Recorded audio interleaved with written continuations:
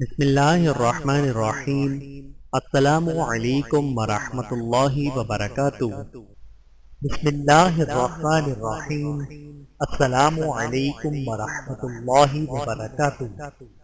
رب انی ظلمت نفسی فاغفر لی۔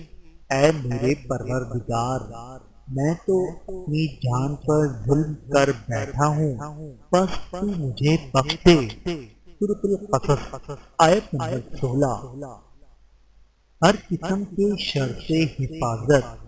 رسول اللہ صلی اللہ علیہ وآلہ وسلم نے ارشاد فرمایا، قل هو اللہ احد اور معوذتین یعنی قل اعوذ برب الفلق اور قل اعوذ برب الناس صبح و شام 3 مرتبہ پڑھ لیا کرو۔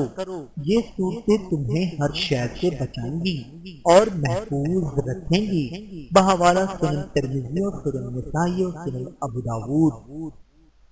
نظر بد لگ جانے کی صورت میں دم کرنا۔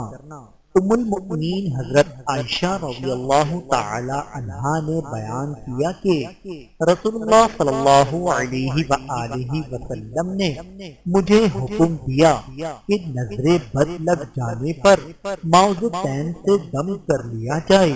بحوالہ صحیح بخاری حدیث نمبر 5738۔ شوہر، بیوی اور اولاد کی نیکی، سعادت مندی اور ان کے ساتھ خوشگوار تعلقات اور ان کی جانب سے راحت پانے کے لیے دعا۔ ربنا هب لنا من ازواجنا وذرياتنا قرة اعین واجعلنا للمتقین اماما۔ اے ہمارے پروردگار، ہمیں اپنی اولاد اور ازواج کی طرف سے آنکھوں کی ٹھنڈک دے اور ہمیں پرہیزگاروں کا سربراہ بنا دے۔ سورۃ الفرقان آیت نمبر 74۔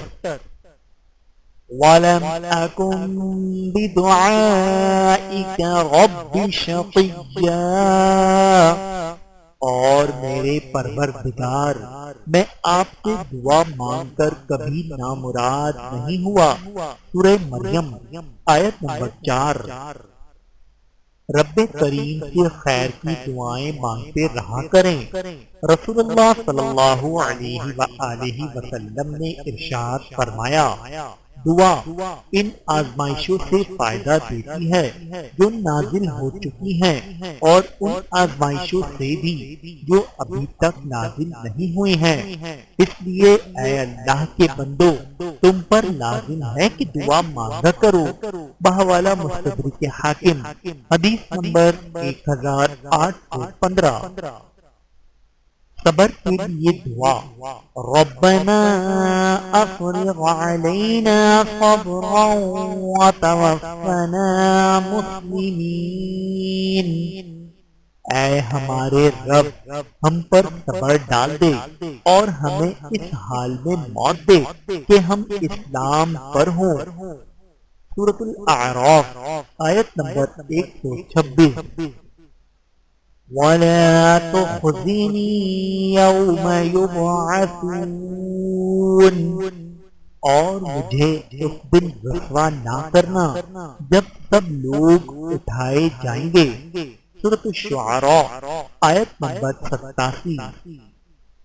اللہ تعالیٰ سے دعا ہے کہ اللہ تعالیٰ ہم سب کو سمجھنے کی اور عمل کرنے کی توفیق عطا فرمائے۔ آمین ثم آمین۔